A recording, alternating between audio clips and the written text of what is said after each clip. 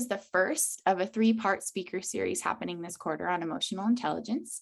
And I'm really excited to have this conversation with Claire and learn from her experience with emotional intelligence.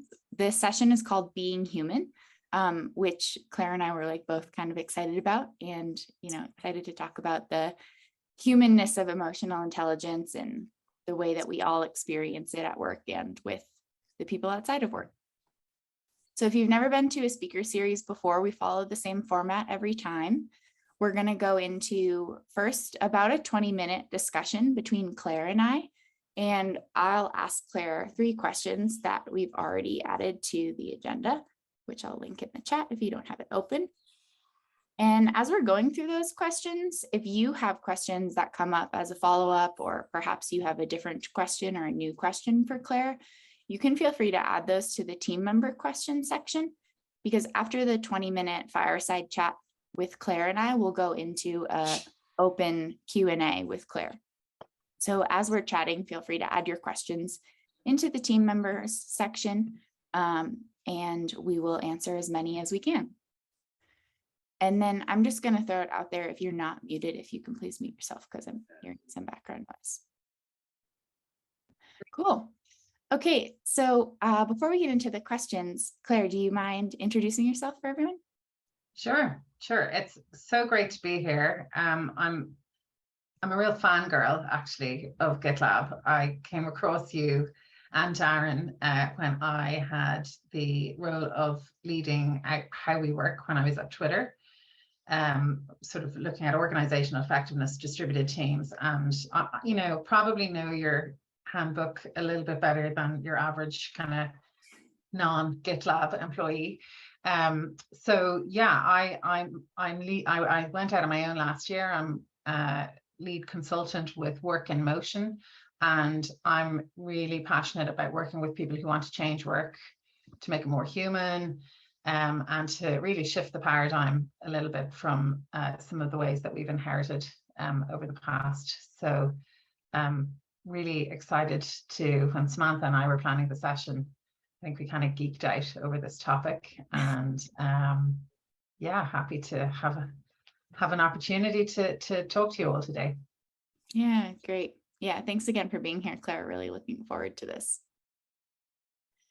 Okay, so I'll go into this first question, and we both kind of just chatted about this session title being called Being Human.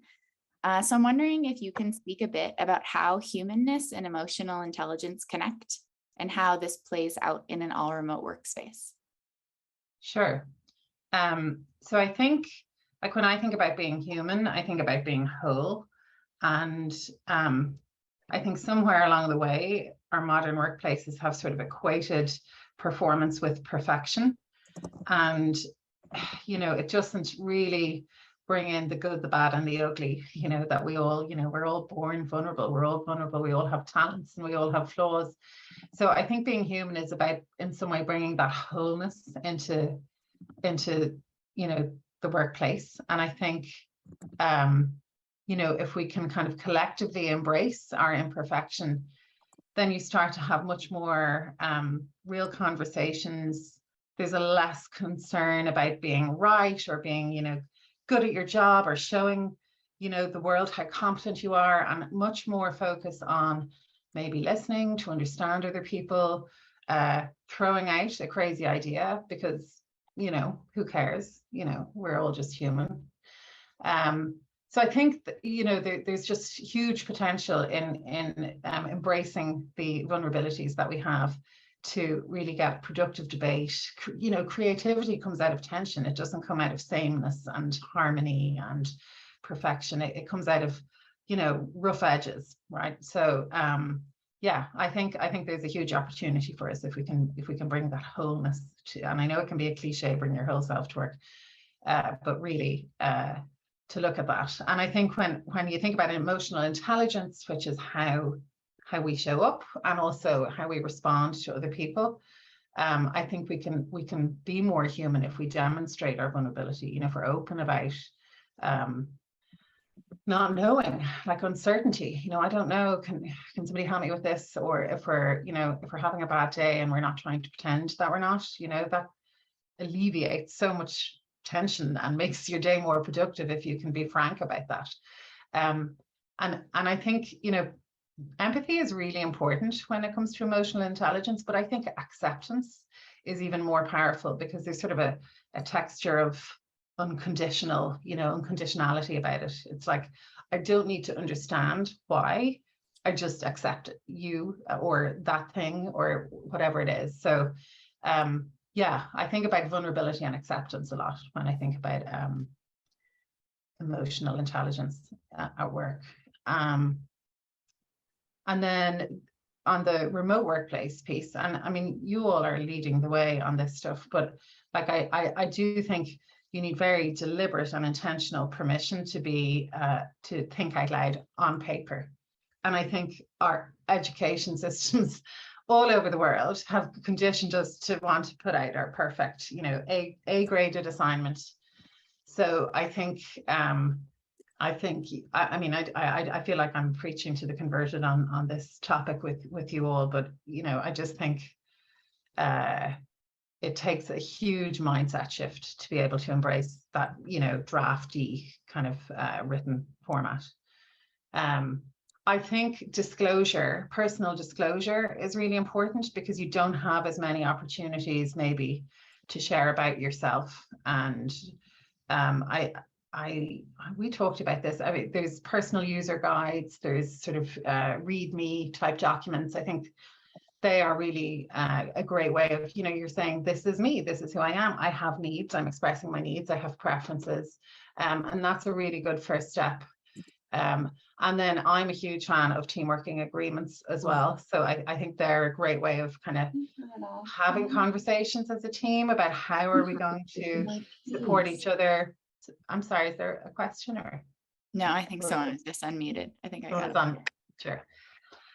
So yeah, sorry, and then one last point I wanted to make on this, I have to say this, is that I do think we need to question the assumption that workplaces need to be this source of human connection. I think in remote first companies, you've huge opportunities to kind of say, you could, you know, a huge benefit here is you can find human connection in your life outside of work.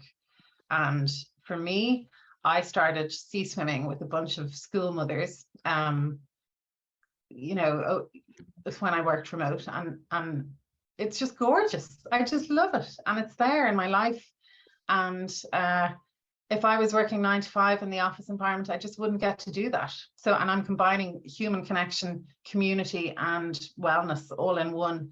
And it only takes me, like, I'm back at my desk an hour later, you know, it doesn't take me very long. So, you know, I just think we need to shatter sort of that sort of, you know, assumption a little bit about connection in the workplace. It doesn't have to be the, you know, your main source of connection. So I rambled on a little bit. I'm gonna. No, that was great. There. I'm so glad you brought that up, Claire, because I remember when we were chatting and getting to know each other before this session, I thought that that point was so important, and that, you know, there's strategies and attitudes that we can bring to work to build empathy and be accepting and put a focus on emotional intelligence.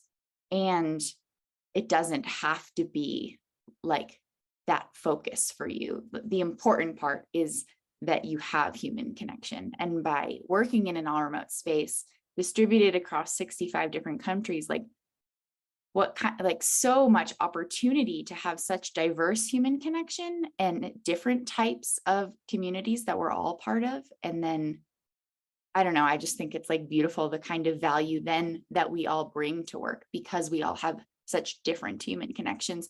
Whereas if we were co-located in an office and we're both part of the same work community and likely part of the same, like, outside of work community, since we maybe all lived, you know, within an hour of each other, I think just the opportunity to have such like diversity in thought and experience in this kind of format just like really opens up so much potential. Yeah, Yeah, thanks for bringing that.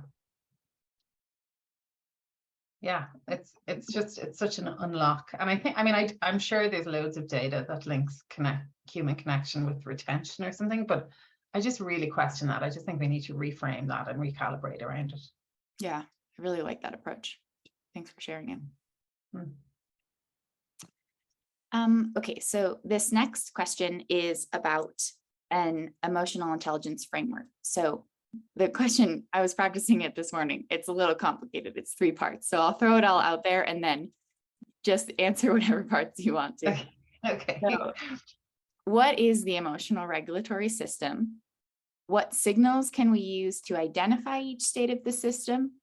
And how can we use it to connect with and understand the people that we spend time with? Okay. I mightn't get it all in one go. You might have to prompt me if I miss a bit. Okay.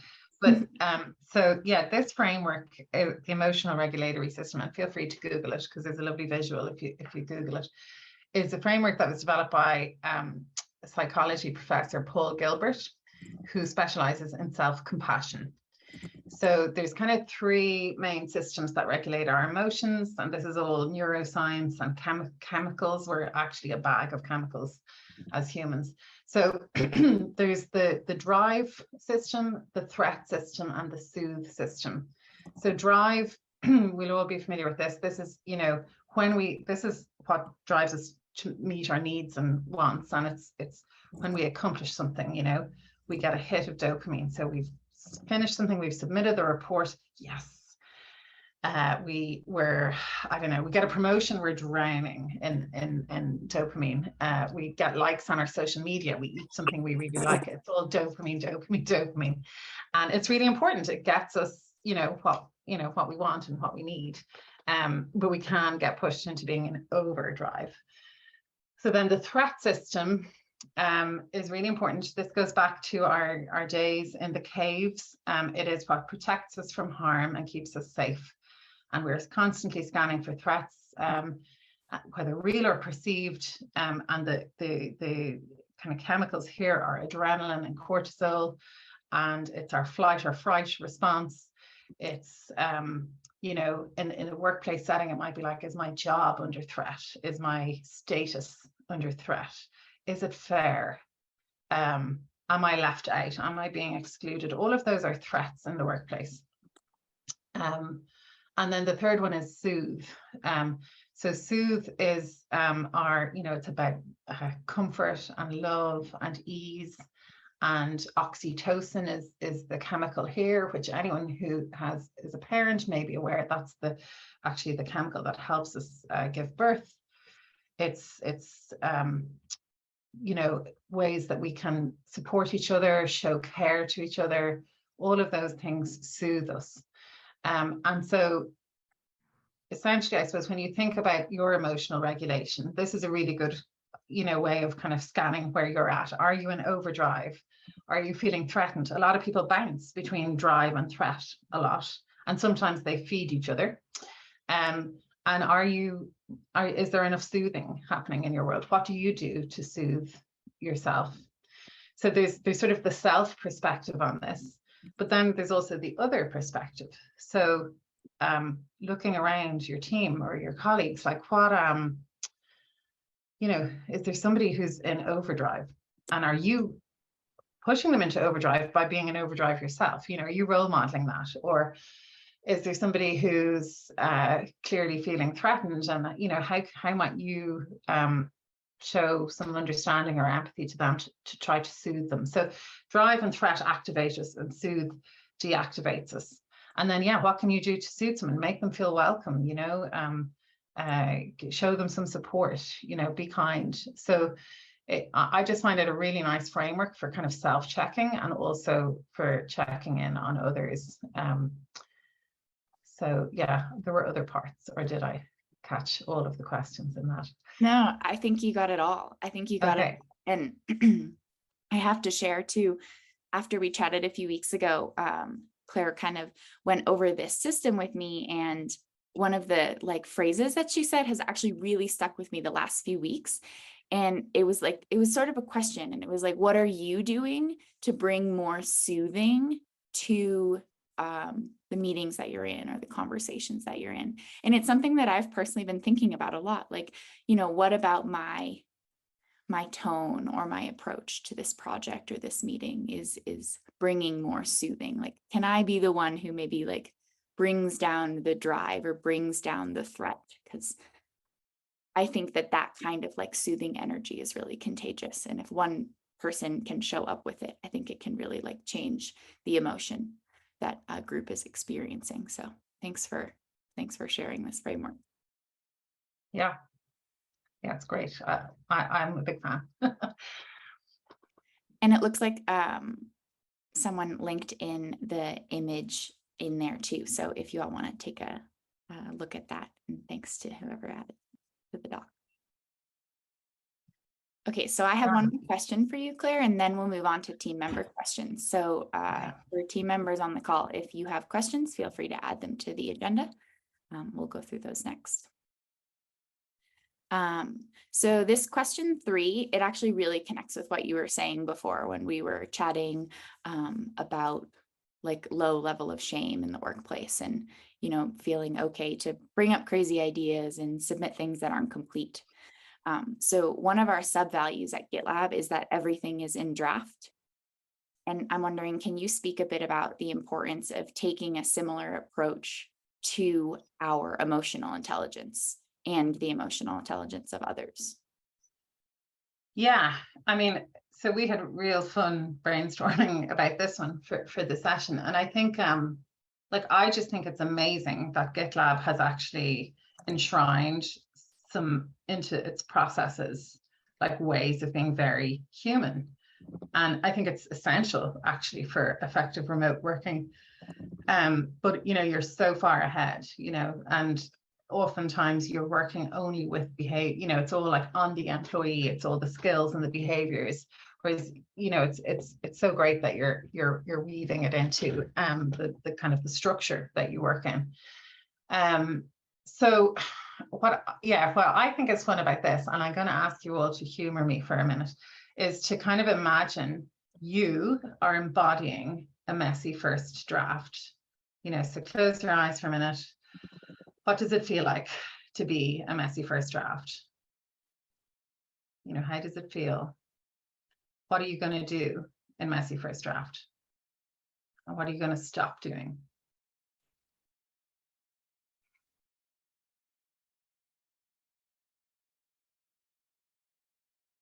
I know for me, when I'm in messy first draft, I don't feel like I need to kind of go with the flow, like with the group think, we're very quick to get to consensus and get to agreeing. And you don't want to upset the apple cart sometimes, but I feel like I'd be okay with kind of sharing a different viewpoint in messy first draft. I think I could ask questions, I could ask the stupid questions, or I could ask a question. Sometimes you don't ask a question because you don't know if it's your job to ask the question, because you might, maybe you'd be ruffling feathers. So I think I'd feel okay asking questions. And I think I'd be okay to not always be on my A game without maybe shame and without having the inner critic kind of beating me up and poking at me. I don't know if anyone else wants to throw anything into chat, but yeah, I just think it's an interesting idea, like of how, how can we be in a draft format as humans at work, and how do we move away from this performance equals perfection paradigm so that we get to kind of real innovation. I do think it's also, I also think it's important not to put the burden entirely onto people's behaviors. So we talked about your everything is draft, there's also how your performance management system works, and how your I don't know, the different ways that behaviors can be rewarded or incentivized. Sometimes, like, you might have a manager who subscribes to sort of the draft human experience, but secretly they're like, this isn't the A grade that I, the perfect paper that I wanted to receive. So I think it has to be a holistic experience. Amanda, I think you had something to add. Do you want to go ahead? Yeah, I was just thinking that I love the idea of being able to let go of perfectionism. When you accept that you're a first draft, you're not attempting to be done. And so you don't have that feeling constantly of not meeting your expectations of what you should be putting out there, right? Like losing that constant feeling of, am I meeting the expectations? You don't have to have that if you've accepted this is the first draft. We have iterations to go. No worries. So it kind of reduces that emotional load, I think, at least for me. Yeah, it's quite freeing and liberating. Amanda, thank you for bringing that up. What I liked about how this session started is when we think about emotional intelligence, we always think of the way we act with others and not the way that we are with ourselves too. Or some people tend to do that. And I think that personally, I struggle more in my emotional intelligence towards me, being empathetic with me. So yeah, I guess that asking for that perfection and understanding that we're gonna keep failing and that's okay. That's a really great point, Eugenia, because actually sometimes when we role model, like what we do for ourselves, like, so I have this really high bar for myself. I know I'm pretty a tough taskmaster for myself, but there's a ripple effect, right? We all affect the people around us. So if we're going like, oh, I have to, I have to work late, or I have to, and other people observe that or hear you say that, then it can snowball. So actually being, behaving the way you would want others to behave. Like there was a really interesting conversation we had when I was at Twitter, where it's like, if you receive an email, and I mean, who does email anymore? But bear with me. If you do email, how quickly do you expect a response? And people are like, oh, I mean, the next day is okay. Most people say that. But then if you receive an email, how quickly do you want to respond? And it's like, oh, within the next hour, so it's but you wouldn't hold other people to that standard. And if you're the person who starts the response chain, maybe out of hours, then other people feel more pressure to respond. So it's a really great point, Eugenia. Not only does it help your kind of sense of well-being, but actually you're really helping other people by being the role model for the kinds of behaviors. So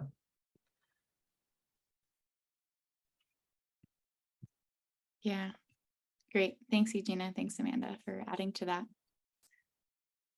Let's move on to the team member questions. And Panos, just so you know, I just moved yours down to the team member question section, so we'll get to it in this section. I will pass it over to Darren. Darren has the first one. Claire, thanks so much for doing this. This has been awesome and insightful, so I really, really appreciate it.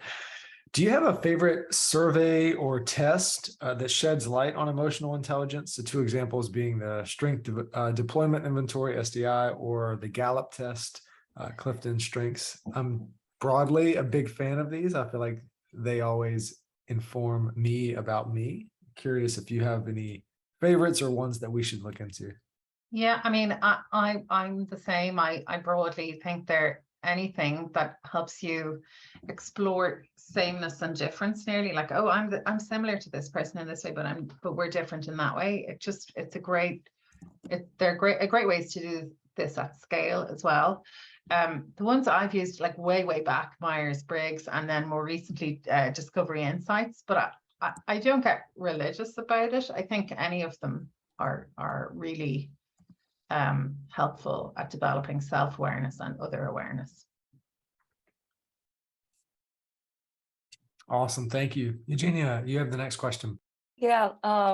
Again, thank you so much for this session. I recently started at GitLab. I just came back this weekend from my grant event, met everyone. That really helped me to get motivated. It's definitely tough when you're working on a team that everyone is spread out. You cannot, get off work and say, hey, let's meet up for a beer. Everyone is in different states. So thank you for this session.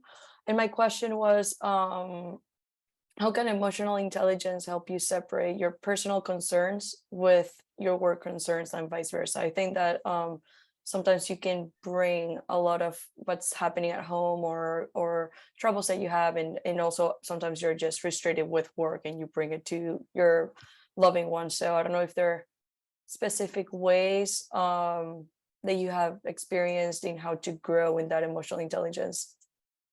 I think it's really hard to separate personal and work life. And in fact, when we talk about work-life balance, it feels like it's either or, it's like it's going to be, the scale is going to go work or it's going to go life. And I think it's nearly impossible to separate them. So I think the way to do it is look at like, how can I build ease into both, how can I bring ease into both? Sometimes life stuff is going to get in the way of work stuff. And I think, I do think team working agreements are great for this kind of like when that happens, or how do we agree that we're not going to kind of encroach, into the home life hours that are the personal time. I think there's very tactical ways that you can look about protecting that space. And I think that's really important to do. But kind of emotionally, I think it's quite hard to, if you're having a shitty time, at home, and I think almost accepting that and being compassionate with yourself and saying it's there and that's okay might be a better way to play it than to try to leave it at the door and put on your work hat and vice versa. I mean, I don't know if that really answers, but it's my initial reaction to that. And to your second part, in terms of growing your emotional intelligence, I think like all those self-awareness tools that Darren mentioned, I think reflection is the most simple way. Apart from, there's great stuff you can do, there's loads you can read, but actually reflecting and just having a couple of questions that you ask yourself every day, or journaling, how did I feel in that moment? What was it about that moment that made me feel that way? The answers often lie within, it's just taking the time out to have that little conversation with yourself. No, that definitely makes sense. And I did highlight in the document that Claire is typing, acceptance is more important than empathy. It's like, we gotta accept this is what we're going through. We cannot change it. So I really like that. I also asked another question, so I'm gonna ask it right away. It's a short one. Does GitLab offers anything like any other sessions like this one, or any courses or anything in particular? I guess it's more of a clear Samantha question. Yeah. Thanks for the question. So I tried to host one of these speaker series once a month, and so keep an eye out for that. And I had said at the beginning of the call, we have 2 more speakers coming specifically about emotional intelligence this quarter. So the best place to follow along for announcements on those is the What's Happening channel or the Learning and Development channel in Slack. And then in terms of courses and things, we have a new learning system called Level Up, which you can access via Okta. And there you can find a lot of self-paced courses. I'd also suggest checking out LinkedIn Learning, because LinkedIn Learning has some really cool courses about emotional intelligence and just like all the different facets of it, how it plays into leadership. I can do some work after this call and kind of collect some courses. I'll add them to the agenda. So thanks for that question. Thank you so much. Yeah. Alejandro, are you still on the call and want to voice your question? Yeah, thank you. Thanks, Claire, for this session, Samantha. So, I feel emotional intelligence is such a big part of what we do. I work on the account side and I'm in front of customers a lot. And I can tell you that it has a huge impact in how successful we are with these accounts, right? More so than technology, by the way. So the question I have is, how can we, I feel like, I'm not sure if when we hire at GitLab, emotional intelligence is one of the things that we try to solve for or hire? I don't know. How would you integrate that into the hiring process? Because I believe we need to do a better job there. Thank you. Yeah. And I mean, I think I think that's probably a bigger conversation that you want to have with your TA team. But I do think that there's ways that you can build it into your interview format, or, if we kind of go, well, there's vulnerability and there's acceptance, you can ask questions like, tell me about a time where you really needed help at work and what did you do? Or, there's questions you can frame that demonstrate, how people respond to other people. I used to have it on my team. I used to have a junior member of the team do a coffee chat when hiring to see how they would respond to a very junior member of the team, and when they feel like they're, the threat system isn't activated, they're very relaxed because it's just a coffee chat. And a couple of choice questions from that person can also say a lot about how how they respond to people in a more natural way. Thank you. That's awesome. It looks like Jan, you're next. Are you on the call? Yeah, thanks. Hi, Claire. Hi. Question is, so GitLab and I think most IT jobs in general attract the neurodiverse crowd, or the neuroatypical, if you want to use that phrase. And so people like me, we have like a little different approach to emotions. They are not that accessible to us. And I wonder if you have any advice for the neurodiverse people. I might be at the reach of my expertise. So I wouldn't want to say anything that that I'm just making up.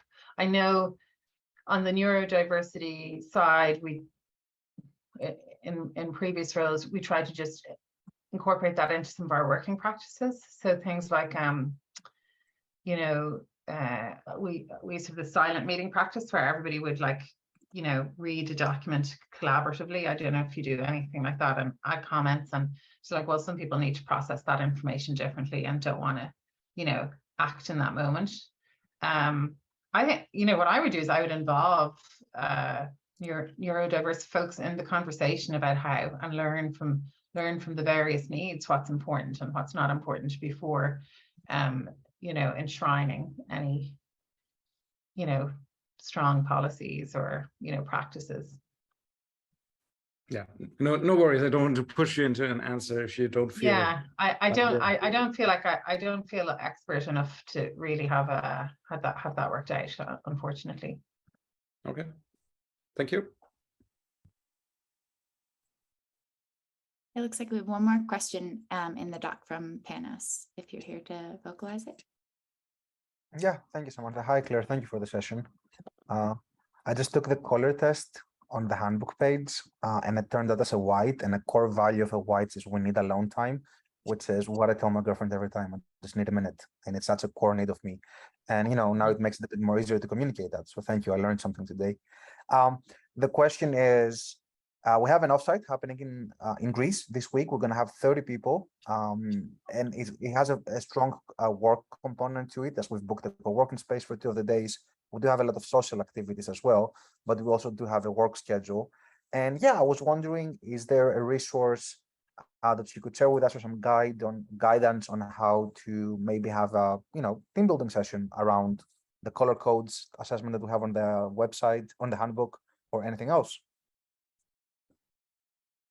This question might be better answered by Samantha, would it? Well, I have to say, when you said you took the color code, I am not familiar with that one on the handbook. So I'm going to have to go and check that out, Panos. That sounds really cool. But I do think that I have to try to find it. I do think we have a handbook page of kind of like team building sessions that, ideas for like team building sessions. I do think that will be interesting to think about it in person, since like a lot of the team building that we do is over Zoom. And so some things that I'm just like coming to mind could even just be like, maybe like, I actually just gifted something like this to a friend recently. They're like discussion cards. And she works in a school as a school, like a therapist. And so I got them for her to use for her students, but they're just like discussion cards to like help prompt conversations between people who are trying to build a relationship. And it sounds like maybe with 30 people, that's going to be like a pretty large group of people working together who maybe have never met in person before. And so maybe having some sort of like discussion cards out on the tables that you're working at to just like prompt discussion between each other on, you know, you could write them or you could like order one of these like discussion card decks to have out. Might be a fun way to kind of like break the ice and get people like sharing a bit about themselves at work and outside of work, and start to build relationships quicker, especially with a big group like 30. And I'll just jump in and say, you could also like take some of the stuff that I've talked about today, like just to have team discussions around, like, how do, when we're vulnerable, how does that show up, or what do we need from each other to have a great team environment? Just getting people talking about their needs and their preferences and disclosing more of themselves. It builds understanding, it builds trust. And yeah, I mean, I do team working agreements often in an offsite format where you're talking about what's our team's purpose, roles and responsibilities, and then norms around all our working practices. But that's probably too heavy for, I think, what you have planned. But yeah, but even that, Claire, I was just thinking, maybe like an activity that you all could do that might work for a group of 30, because it's like a little bit more solo work, but you would all be doing the same thing, is like to set aside 20-30 minutes for you all to create a README on your GitLab profile. There's some like really great examples in the handbook of people who have READMEs, and that might be like a fun activity to start the day off with, to get everybody thinking about how they like to work, and then have like a really cool result of 30 new READMEs that people can share and use when they're back in the remote office. Or they could do that as pre-work, and then you could have a quiz of like, who on the team, That's a great idea. We'll use that. Perfect. Thank you. Awesome. Great question. Thanks, Panos. We have a little over 5 minutes left. There's no more questions in the doc, but just wanted to throw it out there before we close up. Does anyone have a question they want to vocalize? Yeah, I have a question. Thanks for coming today. My question is about reading the room via Zoom. So what I mean by that is, normally if I'm leading a meeting in person, it's very obvious to me what the temperature in the room is, but in a large Zoom meeting, you're not able to see everyone's video. Half of them have video off. I'm just trying to get better at this, because sometimes I've come to realize that I'm not being perceived in the way that like I've been trying to project. So like, how would you advise reading the room in an emotionally intelligent way when you're in like a big Zoom meeting? That is a really hard question. When you say video is off, without video, it's even harder. And anyone else who has cracked this, I'll be taking notes too. I mean, I do think that checking in, is like planning a meeting really well and doing a check-in question so that everybody's voice is at least heard initially, and regularly checking in, are we all, kind of so that you're pacing with everybody in the meeting, as opposed to, you're on this point and now we're on to that point, just doing a lot of checking in, you getting people to use the chat to, and establishing that at the very beginning, we're going to be using the chat. So I need thumbs up, or we're going to use the, the reactions. So can I get a thumbs up if everybody's, in this way or that way? But yeah, I don't know that when you say video off, I kind of get, yeah, I feel your challenge. I I engage them whenever I do customer calls all the times where you have like multiple folks. And if someone has their video off, I mean, I'm not going to force them to turn it on, but just to understand where we're at in the call or the meeting, I engage them just to get like something back and see if I can understand, like if I can read the room, even if that's possible. One other tip I'll give you, Christopher, forgive me for forgetting where to credit this to, but this concept of connection before content, I heard in a session a few months ago, and it has really stuck with me. And that's something that I just try to remember. If I find myself diving into the content of the meeting before I've sensed any connection, I'll think, wait, connection before content. And depending on the call, you could engage connection in different ways. But for me, it's a good kind of telltale sign. If there's been any connection before the content, you're in a better place than not. I really like that. How would you establish connection at, like, let's just say you're leading a Zoom meeting with 40 people in it? You're just asking random people personal questions before the content starts, or like what would you do to do that? One of the ways I've done it, we're fortunate at GitLab that every meeting starts with an agenda. So you have this shared single source of truth that you can assume everyone is looking at. Is I'll add the first bit, and it's just a note on here's something interesting that I learned either today or this week. And so to start it off, I'll say, hey, I dropped that in there. You don't have to look at it now, but maybe look at it later. If anybody else learned anything interesting this week, let's start a chain here. And it gets people thinking like, oh, this is somebody being vulnerable and opening up. And there's been some interesting nuggets that have been shared through that. Thanks. Yeah, and I would be a big proponent of the check-in question. Now, 40 people is a challenge to do a check-in question, but in a smaller meeting, just kind of some quite frivolous, it doesn't have to be that serious. It can be quite frivolous or fun, just to warm everybody up. You can use the chat for it, I guess, in a larger group setting. Yeah, a few other great suggestions that came through the chat too, like asking what people are looking to get out of the call and their expectations. And then, yeah, using the chat or using the agenda for people to share that is a really great tool, especially for big meetings. Thanks for that question, Christopher. Cool. Well, thank you all. This has been such a great session, and I'm so appreciative of Claire for being here to come and speak to the GitLab team, and also for everyone on this call for asking really great questions and contributing to the discussion, because I think we all learn so much more when people are contributing. So thanks for being here, Claire. I hope you enjoyed your time with the GitLab team. Yeah, really appreciate your time.